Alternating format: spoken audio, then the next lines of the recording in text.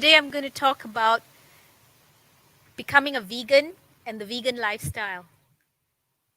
I wasn't always a vegan, and in fact, I am not now completely yet because I think I would call myself a transitioning vegan, But I would like to give you a little bit of background about myself and how I actually came upon this journey. Okay, so I started off as a lawyer in Singapore, and I only came here after I got married. And I was voted most likely to succeed in corporate life. So my mother used to ask me, so why did you end up in the kitchen? Well, it's a really funny story, and maybe I can tell you a little bit about it. Okay, I couldn't cook to save my life at all. I couldn't even make tea at that time. But I came from a line of chefs. My mother was a beautiful cook. My mother-in-law was a beautiful cook. So, there were a lot of expectations on me. And as I said, I was voted most likely to succeed in corporate life because I was a very determined person and all that. But I think that I realized from the start that I need to learn how to cook a little bit because everybody was expecting me to be able to do that.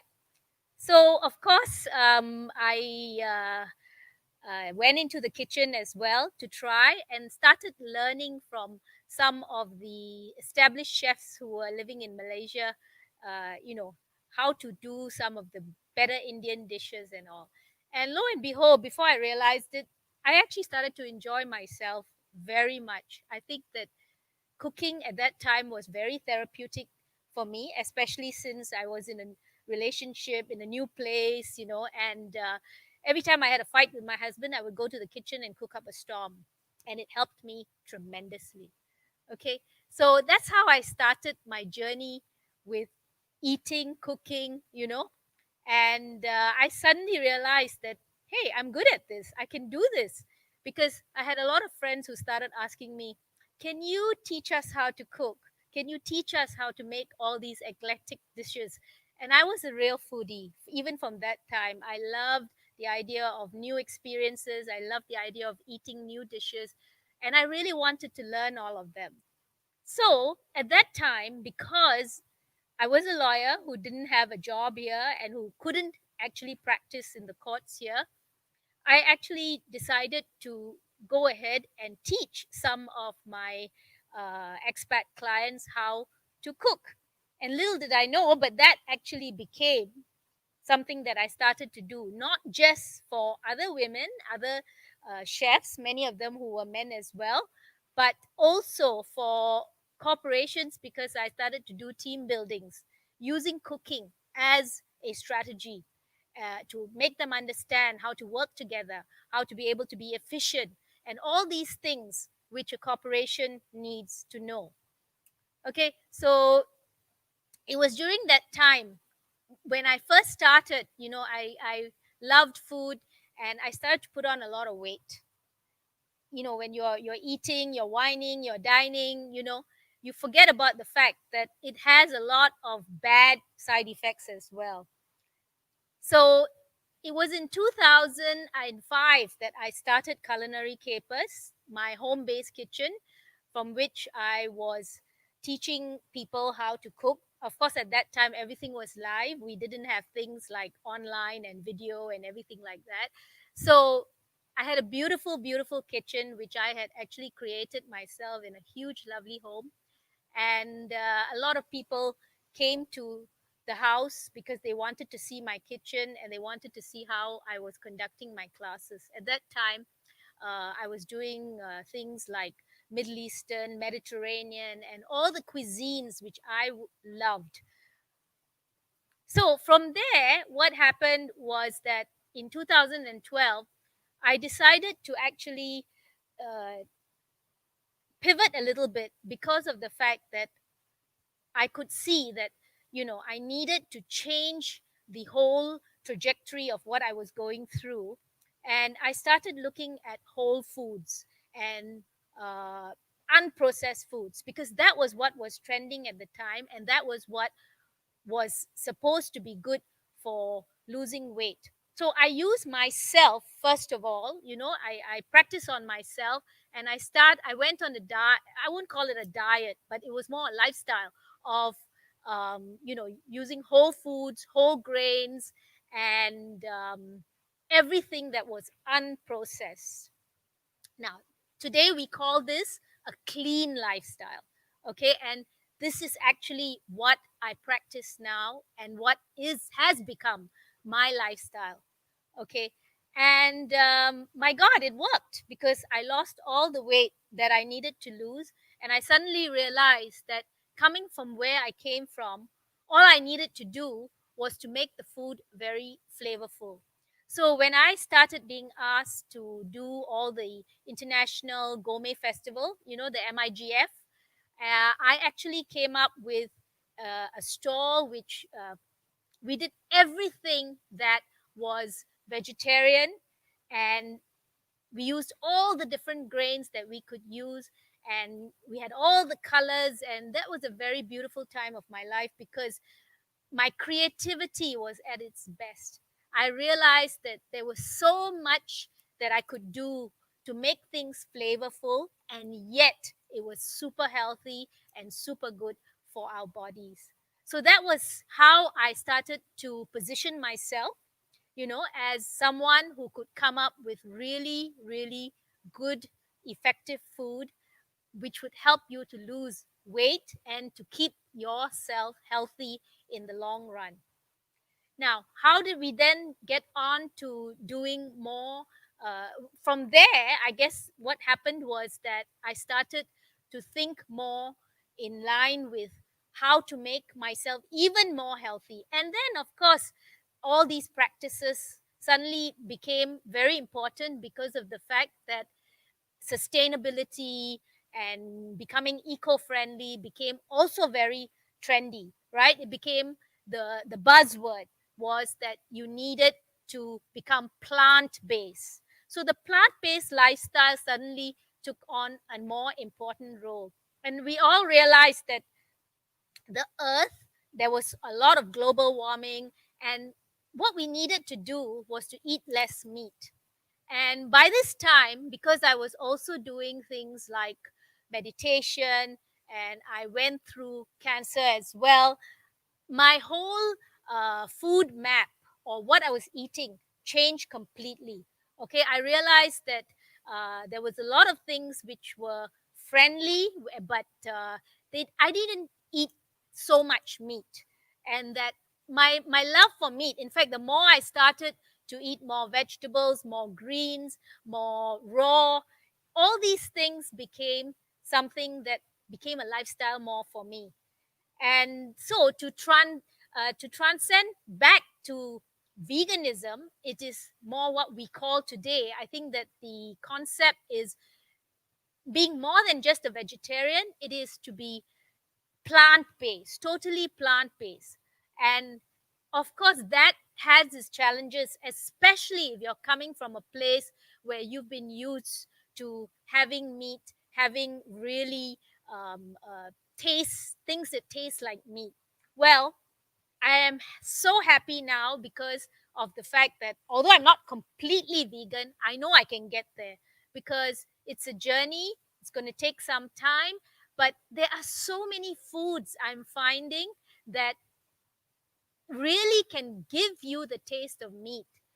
And the beautiful part about the whole thing is that you feel so much better. Whenever I eat meat, the one thing that I become really lethargic, and I feel I can't function, digestive issues, there's so much sugar in all the foods out there and everything.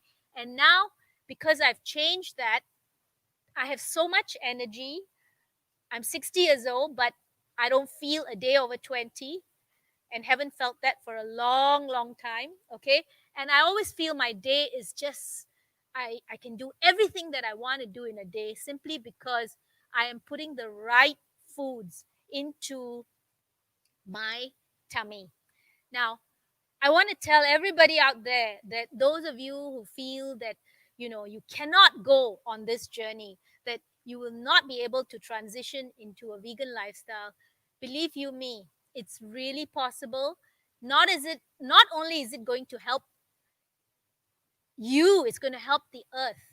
Mother Earth needs us to be able to embark on this journey, because otherwise, we need this sustainability to carry on living the way we have been living all this life. And now, because of COVID, every one of you knows that you really can make this change, right? We know what is the new normal. Well, it just requires this mindset change.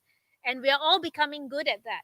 We're all learning how to be able to become vegan. The vegan lifestyle is really achievable if you put your mind to it and you understand that food, the taste of food is something that you can make it tasty no matter what you do. And we are using a lot of new herbs, flavorings and all, which are very, very good for you, because fresh herbs, all this is beautiful.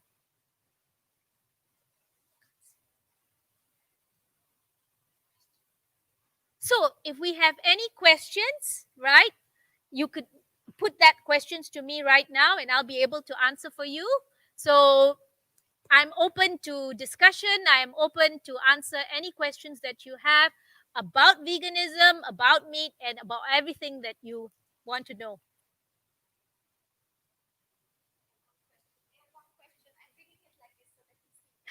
Sorry, I can't see.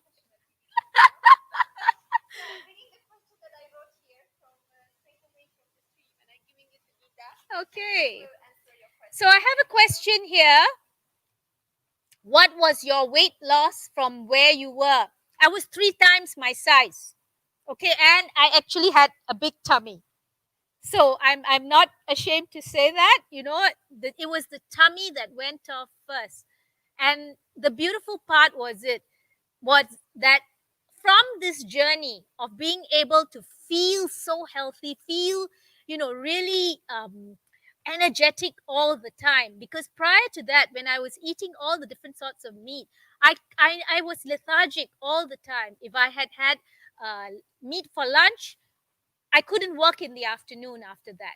Okay. So I did lose quite a bit of weight. But I also realized very easily at that time that what was wanting was the fact that this could not be just like a fad diet where you do it for 2 weeks or for 3 months and then you go back to your old lifestyle. No, it had to be a lifestyle change. And that is crucial, because when it is a lifestyle change, your body will get used to it. And foods that you were addicted to before, like many Malaysians today, that they are addicted to sugar. But when you eat like this and your body gets used to it, you don't even feel the need for sugar. And in fact, today, when I look at desserts, I just want to have a small bite. I don't want to have the whole dessert. Those days, I had to finish the whole piece of cake. Then only I would be satisfied. Today, that one small piece makes me satisfied, and my body does not show for it at all. So you can lose a lot of weight, but remember, the journey is also one of here. All right. It starts here. Mentally, it's something that you must want to do. If you are doing it because your language is such that you say to yourself, I know I should be eating this. I know I should be not, I should be liking this. No way.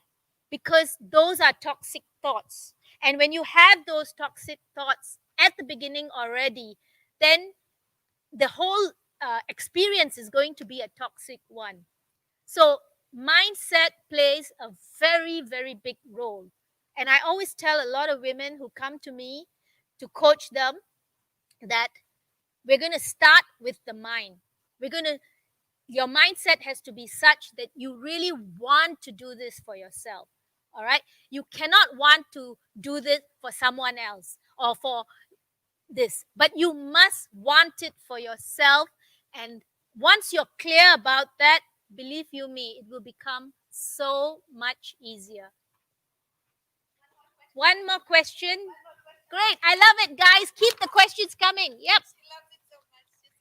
Why does meat one make one feel lethargic? Well, I'm not sure what the actual composition of meat is, but it does have certain organisms which do not help you to digest the food so easily. So when food remains in your body for a longer period of time, so obviously it does have some side effects which are not good for your body. All right. So energetically, especially, it takes away a lot. It may be very, very lovely in terms of when you eat the food, but it does stay in your body a much longer time. Whereas when you take greens, when you take vegetables, when you take plant based stuff, it actually leaves your body much faster. All right, and that's why there are also rules as to when you should eat your fruits, how do you start the body, why you should take lemon water in the mornings. All right, all these will come about when you start understanding exactly how your body works. Digestively speaking, meat takes a much longer period to digest in your body. And that's why it makes you feel lethargic. That's why you feel that you need to go to sleep. I mean, everybody knows that, if you take a lot of, especially red meat, it stays in your body much, much longer. Okay, that's the reason. So be wary of that. Be educated. I mean, no, read a lot and find out more about these things. The proof is in the pudding, because when you actually eat this way, you will feel it in your body, and you will know that, wow, I feel so good. I never felt so good before, right? So you will want to pursue this lifestyle, because a lot of people I know, they're just so tired of they feel tired all the time, and this is because of all the additives and the preservatives in fast foods and all the kind of foods which are so rampant today. All right, this whole movement of eating plant based and all has come about because of the fact that the present foods that people are eating have so much additives and preservatives which have been really bad for our bodies. All right, all these things about mood swings and all that came about because of the fact that you are eating foods which are not good for you. So when you change that in person, when you change it in your life, you will see the effects. So just try it. It's not going to make, I mean, you don't know, right? So take it as an experience, take the challenge. We have so many challenges that you are doing online today, and this is going to be one of the challenges, to become a vegan just for, let's say, a week. I want you all to see what kind of effect it has on you all when you're just a vegan for 1 week. So I want you to connect with me, come back to me. You know my name, Geeta Lachmandas. Look for me on all the platforms, on LinkedIn, on Facebook, and really engage with me. And I can tell you that I'm very, very sure that your life is going to change when you start on this lifestyle. I'm confident about that. So today, what we are going to do after this is to show you, especially in Asia, we are going to show you how we make this particular vegan curry, which is beautiful and it's got all the taste that you will love. Those of you who love curries, I know this is beaming all over the world. So some of these things may not be available in your parts of the world, but believe you me, if you're innovative enough, if you're creative enough, you can actually use this in many different recipes as well. Spices may not be available, but you make it work for you wherever you are. Make it work by being innovative about what you put inside. And if you're not sure, reach out to me. I'm on all these platforms and I'm always available to talk to you and to be of service, to help you, so that you do not feel that you're being deprived of anything. Oh, we have one more question. I see Andrea coming towards me. Guys, I love these questions. So share the principles, please, when to eat fruits, etc. Oh, okay. So for those of you who don't know, I think that this is something that has been shared in many food blogs, in many nutrition. If you just type in, when do we eat fruits? Fruits are normally eaten first thing, meaning that you never eat your fruits. We from old concepts were that, okay, after you've had a meal, you eat your fruits after that, right? But apparently now the experts say that fruits must be eaten first, because when you eat fruits, please also don't eat too many different types of fruits. Don't eat like 3 4 varieties, because that takes a lot longer for your body to process as well. All right, so we want you to take a maximum of maybe 2 types of fruits for each day, and when you eat the fruits, 20 minutes before your meal, anytime, so that, because that's how long it takes for the body to digest those fruits.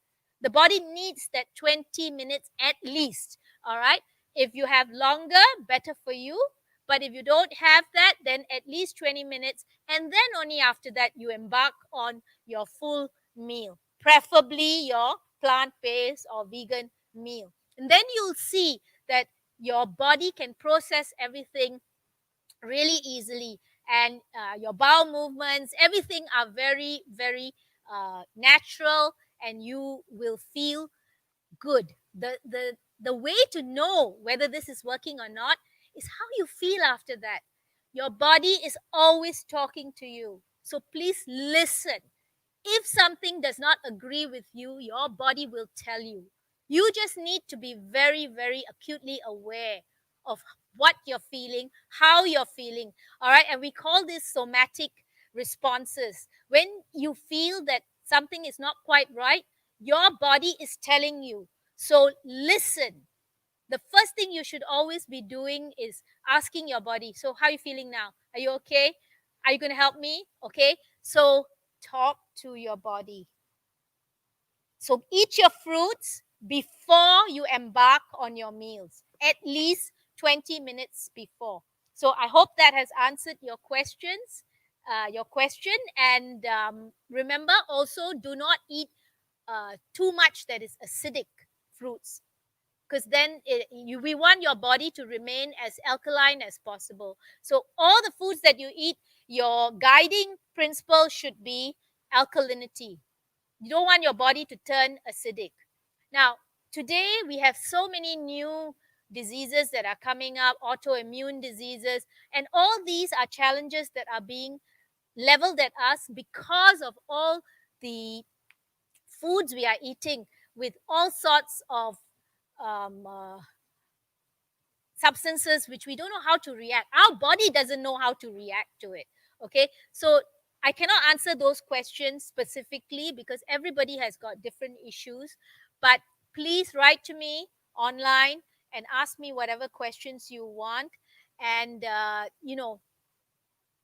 you really need to listen to what your body is telling you and be able to uh, read the information that you find in nutrition blogs and all.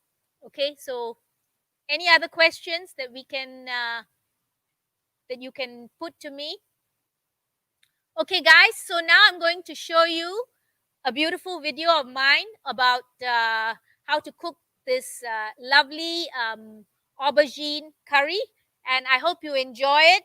And let me know if you try it out, and look for me on Instagram and show me what you've done with it. Okay? Lovely to meet all of you. Take care.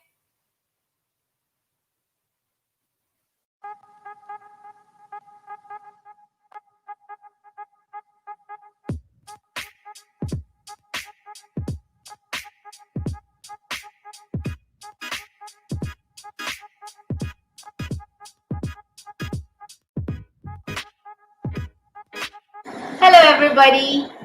Welcome to Vibrant Living with Geeta, and I'm Geeta. So, Vibrant Living is all about living vibrantly, and it has got 3 areas that we concentrate on: vibrant living foods, vibrant living practices, and vibrant travel. Today I'm going to show you how to make a vegan Thai eggplant curry. And the Thai eggplant is a distinctive vegetable, and so this is under the Vibrant Living Foods category.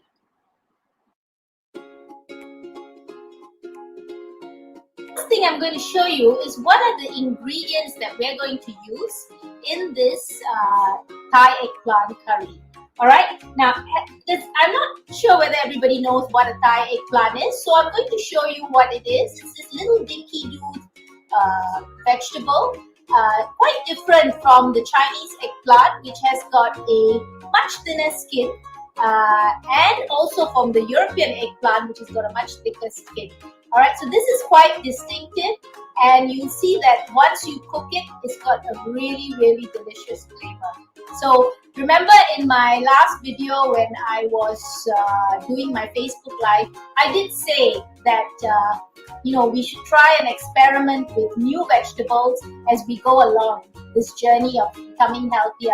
And this is exactly what I did. I went to the market. I didn't know what this was, and I asked one of the stall holders. He told me, and I thought, let me try and use it and see how it works. And it turned out to be a beautiful, beautiful curry, which then I thought, okay, must share it with everyone. So here's how we use this eggplant. You lop off the top, and what I've done is just to cut it into 4 pieces, okay? And that's all you have to do. And it's got all these lovely skins inside, which are actually really, really good for you. The beauty about this eggplant is that it is high in antioxidants, and it helps in weight control. It helps you to also in cancer, heart disease. Basically, it's a fabulous vegetable if you are suffering from inflammation. So the first thing I'm going to talk about is all the ingredients that go into this beautiful vegan curry. Okay, we're going to start with the eggplants, which we discussed already, and they've all been cut, as I told you, into 4. Alright, then we also need some beautiful red peppers and yellow peppers, green peppers. This gives it a nice hue in terms of color. Alright, we're also using a little bit of cumin seeds and mustard seeds for the start, together with some curry leaves here. And we're going to start off with some garlic paste and ginger paste, which we have already created, and some lemongrass. Okay, all this is going to be infused together with some oil, and I'm going to be using coconut oil for this. Now these are the other ingredients: the onions, Thai basil, which I have growing in my garden, right? And loads of coriander. Now the other 2 ingredients which I have put into this curry on my own accord is putting in some chickpeas, since it's vegan, right? We do not have any meat, right? And some okra or lady's finger, which I have already cooked slightly in my air fryer. Okay, so just to give it a little bit of bite.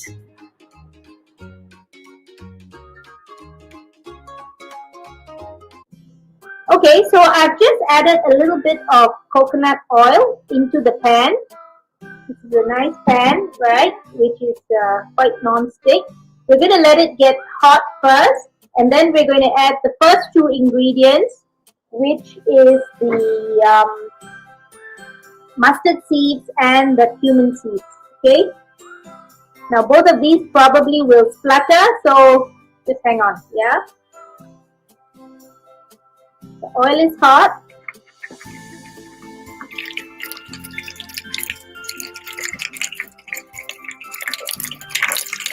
Alright, the next thing that we are going to add, this gives it a lovely, lovely smell, is the curry leaves.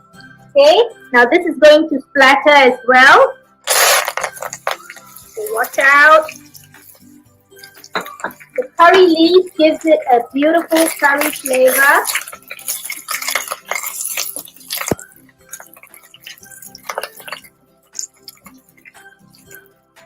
Okay, and now I'm going to add the onions.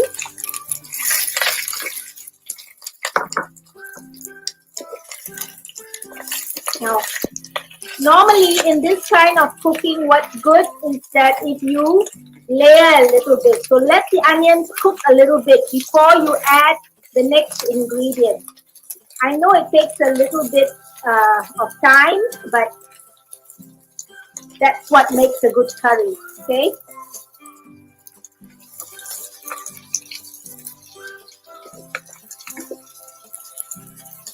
Now let the onions, they don't have to get brown, but we just want them to sweat.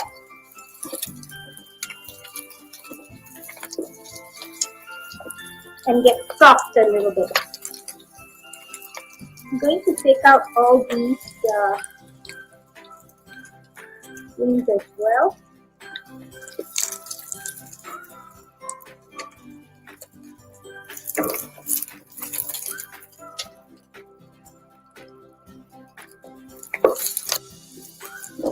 And the next thing that I'm adding is the garlic paste and ginger paste.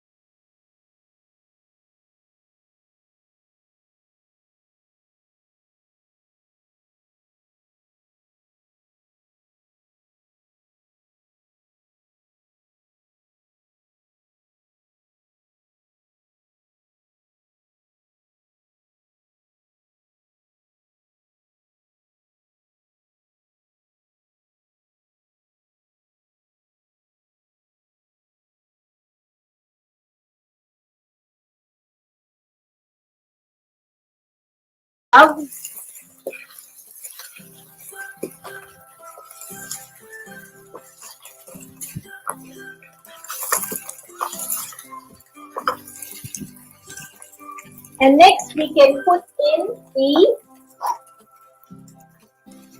red pepper, green pepper, and yellow peppers. Okay, because these need to cook a little bit. I'm going to put in the eggplants a little bit later until all these vegetables have softened. Because then we're going to keep it on the stove for a while to let it soften.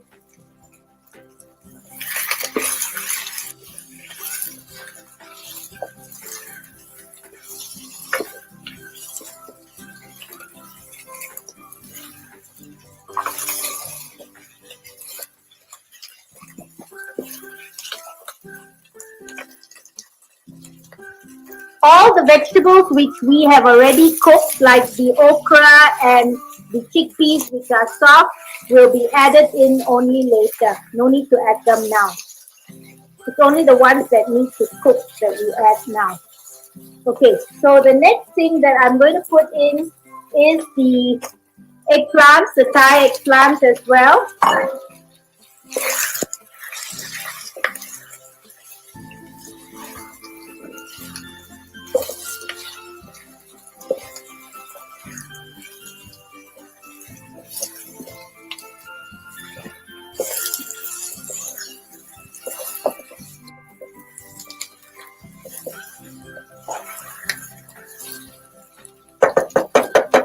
And to this, I'm going to add the spices. Okay, remember I said that the spices that we are going to use is some chili powder.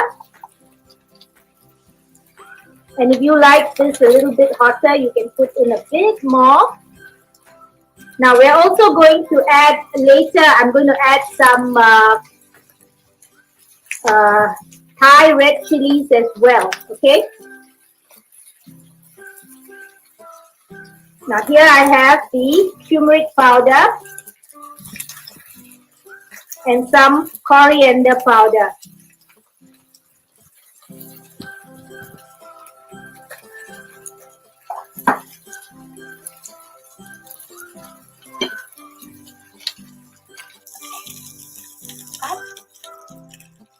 Okay, so as you can see, the vegetables have cooked down a little bit. They are almost halfway through now. And the next thing that we're going to put in is our chilies. Now, the fresh red and green chilies. Now, for this one, just see how much you feel like you can take, right? And I like a lot of green chilies, so I put in quite a few green chilies. I don't actually use the bird's eye chili because I find it a bit too hot for myself. But I'm using the bigger red chilies, which are hot, but they are not that, really, really hot, as in very, very, very spicy. Okay, so let that cook a little bit. And at the same time, we're now going to put in the salt to taste.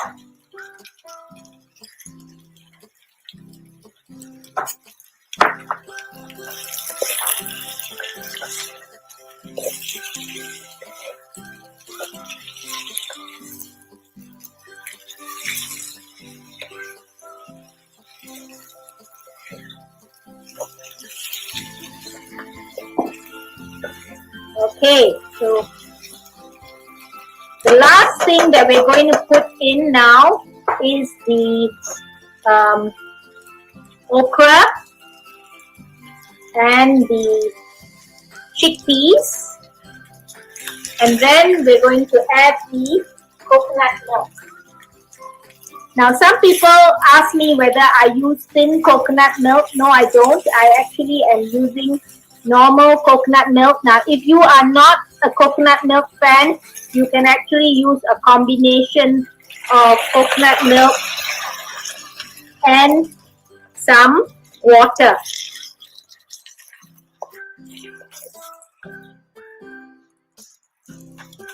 Okay, I'm not going to use the whole lot.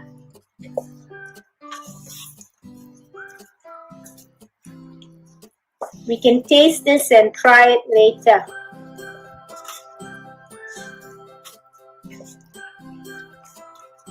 Okay, now simmer the whole thing and let it sit for a while until we put in. So the last two things that we're going to put in are the garam masala, the coriander leaves, and the Thai basil. Okay.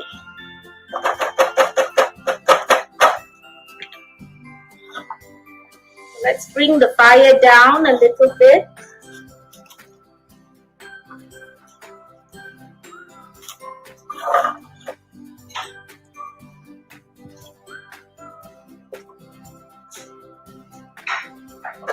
Okay, so see, the curry is now lovely and soft, and you can see the aubergines have cooked down and they're now quite friendly to eating. Okay, we don't want to make them too soft as well. Okay, so this is the time when you can add the last few ingredients and switch it off. Okay, so let's see what else we need to put in. We're going to put in the Thai basil. Now the Thai basil gives it a nice distinctive flavor. All right, you can see.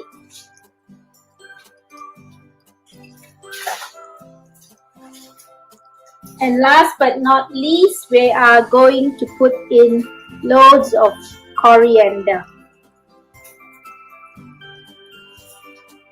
Okay, so the last thing that I'm going to do is to plate this up and show you what it looks like. All right, but basically we are done because the eggplant is nice and It's not soft, but it's just nice to the touch, to bite, right? We want to be able to feel the texture as well. All right, so that's it. And join me again. I'm just going to plate this thing up and you can see how it looks then.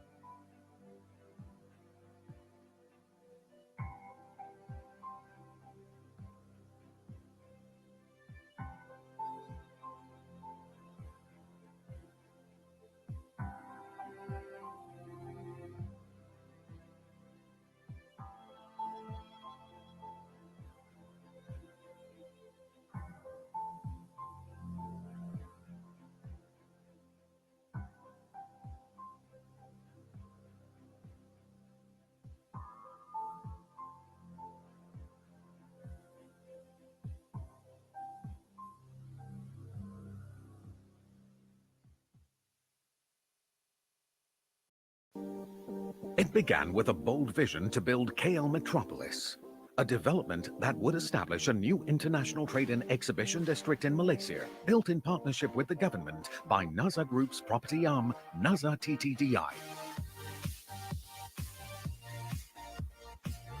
The crown jewel of this grand vision is the Malaysia International Trade and Exhibition Center, the preferred international destination for exhibitions and events. Like the fine gold and silver threads of the Songket weave that inspired its facade design, MyTech is the embodiment of refined craftsmanship, creativity, and precision. As Malaysia's largest exhibition center, MyTech's functional spaces are unprecedented, primed for exceptional displays, surrounded by state-of-the-art facilities and amenities.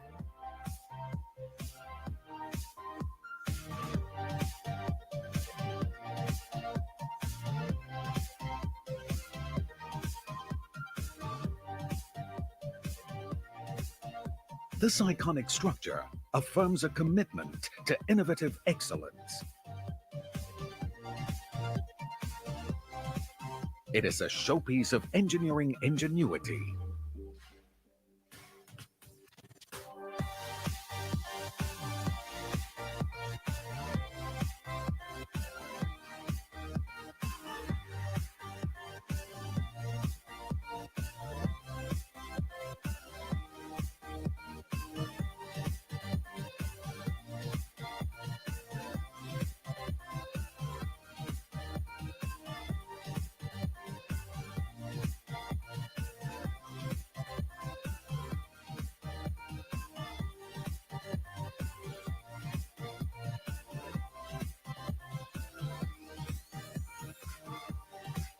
An enduring icon built for a new Malaysian era of success.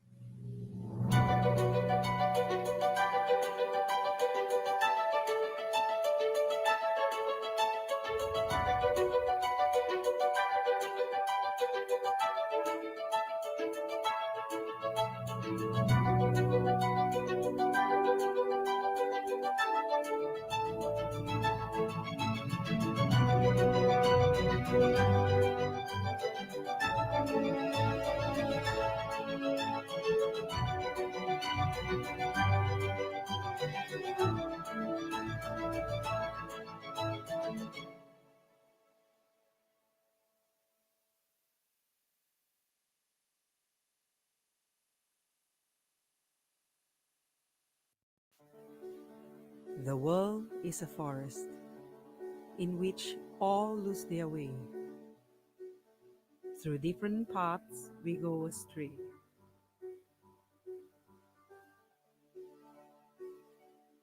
Walking our way against the stream of life, stumbling upon unexpected shards of struggle. Our future may seem carved in stone, but our heart knows the truth. They say the best way to see life is through the eyes of a child. How can I understand you if I have not gone through the life you have lived? Can you understand me if you have not visited